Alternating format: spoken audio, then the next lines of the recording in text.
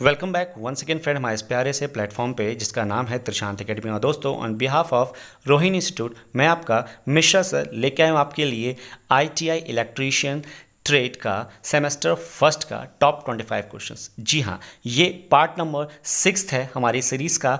5 part already complete हो चुका है, ये पार्ट नंबर 6 है। तो दोस्तों प्लीज़ आप प्रीवियस वीडियो भी देखिए और ये वाला वीडियो भी कंप्लीट लास्ट तक देखिएगा और अच्छा लगा तो प्लीज़ एक लाइक ज़रूर कीजिए और दोस्तों में भी शेयर कीजिए। चलिए दोस्तों स्टार्ट करते हैं। आपका पहला क्वेश्चन है अ पॉनी मोटर इज़ बेसिकली, जी हाँ, पॉनी जो मोटर होता है वो क्या है? स्मॉल इंडक्शन मोटर होता है? क्या वो डीसी सीरीज मोटर होता है? क्या वो डीसी शंट मोटर होता है? या वो double winding AC oblique DC motor होता है? तो इसका क्या है करेक्ट आंसर वो आप हमें बताइए। तो मैं बता दूं आपको दोस्तों कि इसका पहला और करेक्ट ऑप्शन है स्मॉल इंडक्शन मोटर होता है, राइट, पॉनी मोटर। चलिए मूव ऑन करते हैं सेकंड क्वेश्चन पे। For a DC generator when the number of poles and the number of armature conductor is fixed then which winding will give a higher EMF. दोस्तों इसमें पूछा है कि DC generator में अगर हम नंबर ऑफ पोल्स को और नंबर ऑफ आर्मेचर कंडक्टर को अगर हम फिक्स्ड करते हैं तो हमारी जो वाइंडिंग है वो कब मैक्सिमम ईएमएफ देगी। तो दोस्तों क्या उसका आंसर लैप वाइंडिंग होगा या वेव वाइंडिंग होगा या दोनों में से कोई एक होगा, depend upon the other feature design होगा। दोस्तों इसका आंसर एग्जैक्टली नंबर 2 होगा, that is a wave winding. Wave winding करने से हमारा हायर ईएमएफ जनरेट होता है। Now the third question is that exciter of synchronous machine are. जो एक्साइटर होता है वो क्या होता है? क्या वो डीसी शंट मशीन होती है? क्या वो डीसी सीरीज मशीन होती है? क्या वो डीसी कंपाउंड मशीन होती है? क्या इनमें से कुछ नहीं होती? तो दोस्तों the correct answer is that कि वो डीसी शंट मशीन होती है। आपको पता होना चाहिए जो एक्साइटर होता है ना सिंक्रोनस मोटर का, वो डीसी शंट मशीन होती है, ना कि वो सीरीज होती है। तो इसको आप बेहिचक याद कर लीजिए, राइट। चलिए नाउ क्वेश्चन नेक्स्ट है the percentage slip in the case of the synchronous motor is. जब सिंक्रोनस मोटर की बात आ ही गई है तो आप ये बता दीजिए कि जो परसेंटेज स्लिप होता है सिंक्रोनस मोटर का वो कितना होता है? क्या वो 1% होता है? क्या वो 100% होता है? क्या वो 0.5 होता है? क्या वो 0% होता है? दोस्तों एग्जैक्टली आंसर इसका है कि वो 0% होता है। मीन्स दैट कि स्लिप का जो परसेंटेज होता है सिंक्रोनस मोटर में वो 0 होता है। ठीक है। Now coming to the next question, brushes of a DC machine are made up of. ये तो मैं ऑलरेडी आपको बता चुका हूं कई बार, लेकिन फिर भी आप सुन लीजिए कि जो ब्रशेस होते हैं क्या वो कार्बन के होते हैं? क्या वो सॉफ्ट कॉपर के होते हैं? क्या वो हार्ड कॉपर के होते हैं? क्या वो कुछ भी हो सकते हैं इनमें से कोई भी, कॉपर लो, कार्बन लो या हार्ड कॉपर लो, कुछ भी नहीं। दोस्तों अगर मैं एग्जैक्ट आंसर बताऊं तो जो ब्रशेस होते हैं डीसी मशीन के वो केवल और केवल कार्बन के ही बने होते हैं। तो brushes of the DC machines are made up by only carbon. तो option A is a correct answer, right. चलिए मूव ऑन करते हैं क्वेश्चन नंबर 6 की तरफ। देखिए the insulating material used between the commutator segment is normally.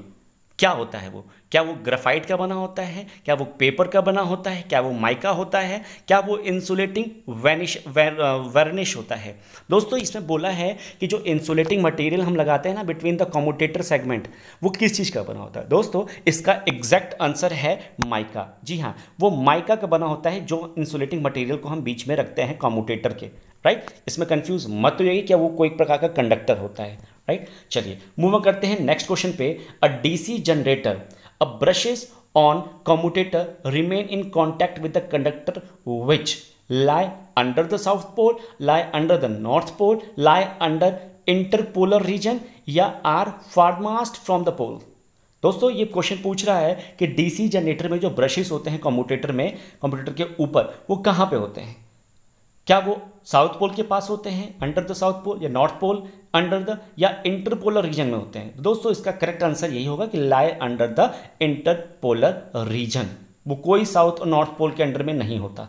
ठीक है। Now question number 8, if brushes of the DC generator are moved in order to bring their brushes in the magnetic neutral axis there will be, अगर brushes जो DC generator के हैं वो move करें किसमें कि to bring their brushes in a magnetic neutral axis, अगर वो न्यूट्रल एक्सिस में आना चाहते हो तो देयर विल बी क्या होगा, डीमैग्नेटाइजेशंस ओनली, या cross magnetisation as well as the magnetisation, या cross magnetisation as well as the demagnetisation, या cross magnetisation only.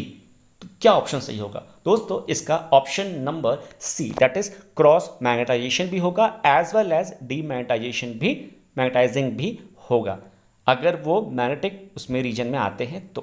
Now next question is that armature reaction of N unsaturated DC machine is, जो armature reaction होगा DC का वो क्या होगा, वो cross magnetising होगा या डीमैग्नेटाइजिंग होगा या केवल मैग्नेटाइजिंग होगा या इनमें से कुछ नहीं होगा। तो आर्मेचर का जो रिएक्शन होता है ना, अगर हम अनसैचुरेटेड डीसी मशीन की बात करें तो वो होता है क्रॉस मैग्नेटाइजेशन, ठीक है, क्रॉस मैग्नेटाइजिंग ही होता है, ना कि वो डीमैग्नेटाइजिंग हो या वो मैग्नेटाइजिंग हो, केवल और केवल क्रॉस मैग्नेटाइजिंग हो ही होता है, राइट। चलिए मूव करते हैं next, which of the following does not change in a transformer, transformer में इनमें से कौन सी चीज चेंज नहीं होती है, क्या वो करंट, क्या वो वोल्टेज, क्या वो फ्रिक्वेंसी, या इनमें से सब चीज चेंज नहीं होती।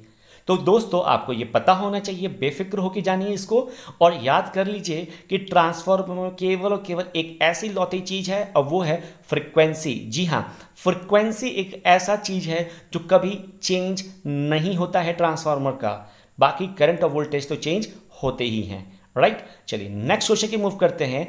इन a transformer the energy is convert from the primary to the secondary, primary से सेकेंडरी की तरफ एनर्जी कन्वे होती है किसके through, through the cooling coil या थ्रू द एयर या बाय द फ्लक्स, किनके थ्रू होती है, क्या इन तीनों में से किसी के थ्रू नहीं होती।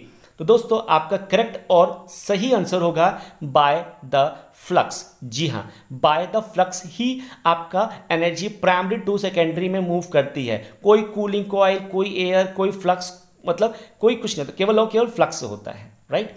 Transformer core is laminated to, transformer core को हम लैमिनेट करते हैं क्यों, ताकि रिड्यूस हिस्टैरिसीस लॉस या रिड्यूस ईडी करंट लॉस या रिड्यूस कॉपर लॉस या रिड्यूस ऑल एबव लॉसेस। तो दोस्तों इसका करेक्ट और सही आंसर होगा reduce the eddy current loss. जी हाँ, ट्रांसफार्मर के कोर को हम लैमिनेट करते हैं ताकि वो ईडी करंट के लॉसेस को रिड्यूस कर सके, राइट। तो इसको आप ध्यान रखिएगा। Now, moving to the next question, hunting in a synchronous motor due to, जो हंटिंग प्रोसेस होता है सिंक्रोनस मोटर में वो क्यों होता है, क्या वो वेरिएबल सप्लाई वोल्टेज के लिए होता है, क्या वो वेरिएबल लोड के लिए होता है, क्या वो वेरिएबल फ्रीक्वेंसी के लिए होता है, या इन तीनों का तीनों की वजह से होता है। दोस्तों सिंक्रोनस मोटर की हंटिंग होती है सबकी वजह से, वेरिएबल सप्लाई वोल्टेज के लिए भी, लोड के लिए भी और फ्रीक्वेंसी के लिए भी। तो इसका आंसर होगा all of the above, right. चलिए नेक्स्ट क्वेश्चन की मूव करते हैं। No load on a transformer is carried out to determine, no load on the transformer, कोई लोड नहीं देते हैं ट्रांसफार्मर पर और उसको कैरी आउट करते हैं क्या जानने के लिए, कॉपर लॉस को जानने के लिए या मैग्नेटाइजिंग करंट को जानने के लिए, क्या मैग्नेटाइजिंग करंट एंड लॉस दोनों को जानने के लिए, या केवल इफिशिएंसी ऑफ द ट्रांसफार्मर को जानने के लिए। दोस्तों इसका करेक्ट और सही आंसर होगा मैग्नेटाइजिंग करंट एंड लॉस को डिटरमाइन करने के लिए हम लो लोड ट्रांसफार्मर को रन कराते हैं, ठीक है ना। Question number 16 that is dielectric strength of the transformer oil is expected to be. दोस्तों जो ऑयल हम यूज करते हैं ट्रांसफार्मर के लिए, तो डाई इलेक्ट्रिक स्ट्रेंथ जो होती है ट्रांसफार्मर की ऑयल की वो कितनी होनी चाहिए, क्या वो 11 किलो वोल्ट होगी, क्या वो 33 किलो वोल्ट होगी, क्या वो 100 किलो वोल्ट होगी, क्या वो 330 किलो वोल्ट होगी। तो दोस्तों the best the correct answer is 33 kilo volt. ये फिक्स्ड है, कांस्टेंट वैल्यू है, इसको आप याद कर लीजिए। Now next question is that कि Sumpner test is conducted on transformer to determine. दोस्तों स्वैम्पर्नर्स टेस्ट जो करते हैं हम लोग ट्रांसफार्मर के ऊपर वो क्यों करते हैं, टेम्परेचर के लिए डिटरमाइन करने के लिए, या स्ट्रेन लॉस के लिए, या ऑल डे इफिशिएंसी को चेक करने के लिए, या इनमें से कुछ नहीं। तो दोस्तों सबसे इंपॉर्टेंट टेस्ट है ये करते हैं टेम्परेचर को डिटरमाइन करने के लिए कि ट्रांसफार्मर का टेम्परेचर कितना है। तो उसके लिए संपीड़न टेस्ट का यूज किया जाता है ट्रांसफार्मर के ऊपर, याद रखिएगा दोस्तों, टेम्परेचर के लिए। नाउ क्वेश्चन नंबर 18 है the efficiency of the power transformer is of the order of, मतलब जो पावर ट्रांसफार्मर होता है उसकी इफिशियंसी कितने की होती है? क्या वो 100% होता है? क्या वो 98% होता है? क्या वो 50% होता है? क्या वो 25% होता है?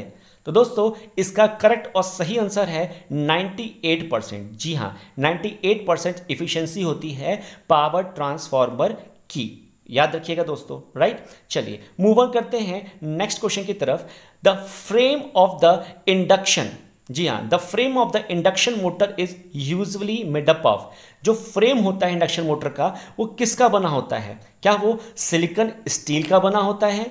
क्या वो कास्ट आयरन का बना होता है? क्या वो एल्युमिनियम का बना होता है? क्या वो ब्रॉन्ज का बना होता है? तो दोस्तों मैं आपको बता दूं, जो फ्रेम ऑफ इंडक्शन मोटर होता है वो कास्ट आयरन का ही बना होता है, राइट। ये बात आप ध्यान से समझ लीजिए। चलिए मूव ऑन करते हैं नेक्स्ट क्वेश्चन की तरफ। दोस्तों नेक्स्ट क्वेश्चन हमारा ये है कि in medium sized induction motor the slip is generally around, अगर हमारा मीडियम साइज इंडक्शन मोटर है, ज़्यादा बड़ा नहीं है ना ही ज़्यादा छोटा है, मीडियम साइज का है, तो उसके अंदर जो स्लिप होता है, स्लिप जो जनरेट होता है वो कितना आसपास होता है? क्या वो 0.04% होता है? क्या केवल 0.4% होता है? क्या वो 4% होता है? क्या वो 1/4 दैट इज 14% होता है?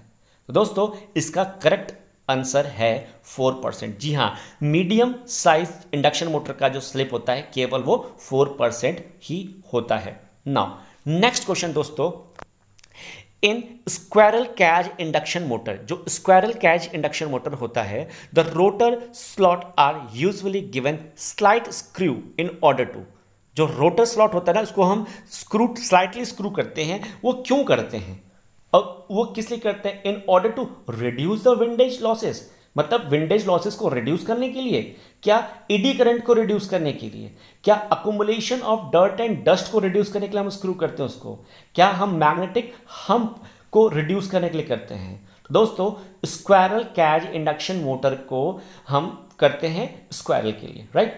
Now slip ring are usually made up of, दोस्तों जो स्लिप रिंग होती है वो किसकी बनी होती है? क्या वो कॉपर की होती है? क्या वो कार्बन की होती है? क्या वो फॉस्फोर बेंजीन की होती है? क्या वो एल्युमिनियम की होती है? तो दोस्तों इन सब में से एकदम करेक्ट आंसर आपका है कॉपर। जी हाँ, स्लिप रिंग जो होती है वो बनी होती है कॉपर की, याद रखिएगा उसको, राइट। चलिए मूव ऑन करते हैं नेक्स्ट क्वेश्चन पे दोस्तों, कि नेक्स्ट क्वेश्चन हमारा ये रहेगा कि in case of air gap in the induction motor is increased, अगर एयर गैप होता है इंडक्शन मोटर में तो वो क्या इंक्रीज करता है? The magnetising current of the rotor will decrease, अगर वो इंक्रीज किया एयर गैप को तो क्या वो मैग्नेटाइजिंग करंट को रिड्यूस कर देगा रोटर के? क्या वो पावर फैक्टर को डिक्रीज कर देगा? क्या वो स्पीड ऑफ द मोटर को इंक्रीज कर देगा? क्या वो विंडेज लॉसेस को भी इंक्रीज करेगा? तो आखिरकार अगर एयर गैप इंडक्शन मोटर में इंक्रीज हुआ है तो आखिर वो करेगा क्या? तो वो करता है पावर फैक्टर को डिक्रीज। जी हाँ, the power factor will be decrease. The answer number B is only the right answer of this question. चलिए मूव करते हैं नेक्स्ट क्वेश्चन पे दोस्तों। The synchronous motor are generally not self starting because, synchronous motor self start नहीं होता है, क्यों? दोस्तों the direction of the rotation is not fixed, जो डायरेक्शन होती है ना रोटेशन की सिंक्रोनस मोटर की वो फिक्स नहीं होती, इसलिए भी। क्या direction of instantaneous torque reverse after the half cycle, क्या ये कारण है? क्या starts can not be used on these machines, क्या starting winding is not provided on the machine? तो इसका number answer B is the correct answer होगा। ठीक है दोस्तों, चलिए मूव करते हैं नेक्स्ट क्वेश्चन की तरफ। In case one phase of the three phase of synchronous motor is short circuit the motor will, अगर थ्री फेज का सिंक्रोनस मोटर है उसका कोई एक फेज शॉर्ट सर्किट हो जाए तो क्या होगा? The motor will not start, motor start नहीं होगा, या वो रन करेगा 2/3 ऑफ द सिंक्रोनस स्पीड से, क्या run with the excessive vibration से, क्या take less than the rated load से? दोस्तों वो स्टार्ट ही नहीं होगा, नॉट स्टार्ट, राइट। चलिए क्वेश्चन लास्ट और one of the bonus question होगा, the speed regulation of the synchronous motor is always. क्या होता है स्पीड रेगुलेशन? क्या वो 1% होता है? क्या वो 0.5% होता है? क्या वो कोई सी भी पॉजिटिव वैल्यू होती है? क्या वो जीरो होता है? तो दोस्तों, the speed regulation of a synchronous motor is always be zero. ये आपके लिए बोनस क्वेश्चन था, इसको आप याद कर लीजिएगा दोस्तों। ठीक है, तो यहां तक था हमारा सफर आज का। तो दोस्तों, अब लास्ट में मैं आपको बोलता हूं थैंक्स फॉर वॉचिंग। तहे दिल से मैं आपको धन्यवाद बोलता हूं कि आप मेरे साथ यहां तक बने रहें, आपका आशीर्वाद मिलता रहे हमको। और दोस्तों, अगर वीडियो अच्छा लगा तो प्लीज़ प्लीज़ एक लाइक और दीजिए, किसी के साथ हमको आशीर्वाद भी दीजिए। और अगर ये वीडियो और अच्छा लगा हो तो प्लीज़ अपने दोस्तों तक, अपने फ्रेंड सर्किल में भी शेयर कीजिए। अपने वैल्यूएबल कमेंट्स को हम तक पहुंचाइए कि हाँ सर, इस टॉपिक पे हमें वीडियो चाहिए, ये टॉपिक समझ में नहीं आ रहा। कोई से भी टॉपिक हो प्लीज हमें कमेंट करके जरूर बताइए। राइट दोस्तों, तब तक के लिए take care, bye bye and see you.